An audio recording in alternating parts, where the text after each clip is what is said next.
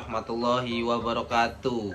Welcome back to my channel. Perkenalkan, nama saya Haikal Musyafa dari kelas 2I Manajemen Pemasaran dengan NPM 1210200600. Di sini saya akan menjelaskan seputar materi pembelajaran organisasi.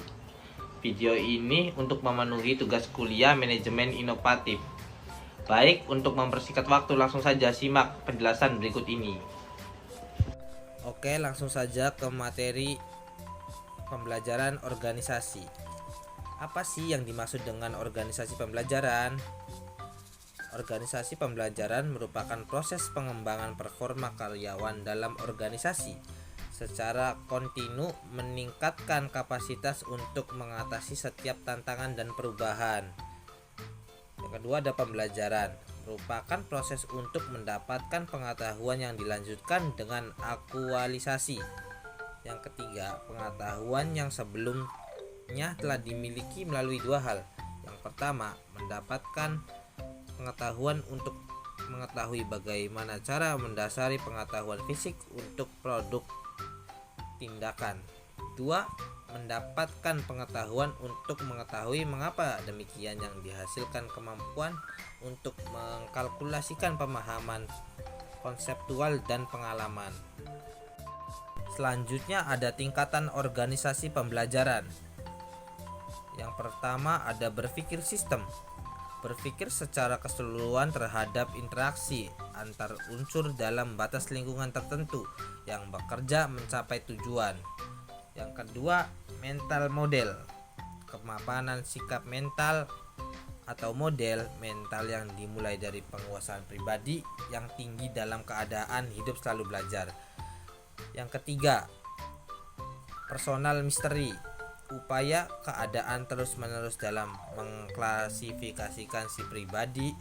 Visi organisasi memfokuskan energi, membanggakan kesabaran melihat dengan objektif, dimulai dari hal yang sesungguh-sungguhnya bagi organisasi. Yang keempat, membangun visi bersama. Kenyataan perjalanan terus-menerus sepanjang berhubungan dengan visi kepemimpinan yang memberikan inspirasi pada organisasi merupakan kapasitas untuk berpegang pada gambaran bersama akan keadaan yang ingin diciptakan di masa yang akan mendatang. Yang kelima, tim pembelajaran.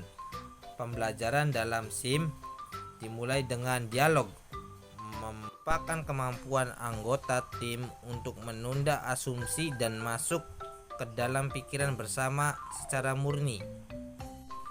Yang selanjutnya adalah teori pembelajaran dalam organisasi. Yang pertama, operan conditioning (Skinner). Kondisi yang membuat perilaku orang mau belajar secara sukarela untuk memperoleh imbalan atas prestasi atau kegagalan atas kesalahan yang diperbuat. Yang kedua, klasikan conditioning. Ivan Pavlov, ahli psikologi Rusia, melakukan eksperimen dengan mengerjakan anjingnya untuk merespon suara lonceng. Dia menentukan suatu kesimpulan bahwa apabila kondisi tidak ada stimulus, maka tidak akan terdapat respon terhadap suara objek yang menjadi fokus perhatian dan sebaliknya. Yang ketiga, social listening theory. Robin mengurangi tentang social listening bahwa orang atau masyarakat akan melakukan pembelajaran melalui pengamatan dan pengalaman secara langsung tentang terjadinya masalah atau objek. Keempat adalah model pembelajaran masyarakat. 1. Proses memperhatikan (attention process). Yang kedua, proses meningkatkan (retention process). Yang ketiga, proses mesin meniru (production process). Yang keempat, proses membedakan atau penguatan (reinforcement process). Dan yang terakhir, cara manajer menjadi organisasi pembelajaran. Langkah pembelajaran yang dilalui untuk menjadi organisasi pembelajaran. Yang Pertama, penguasaan pengetahuan, distribusi informasi, interpretasi informasi, pengingatkan organisasi nasional. Sekian penjelasan materi pembelajaran organisasi dari saya. Kurang lebihnya mohon maaf. Jangan lupa like, comment, and subscribe.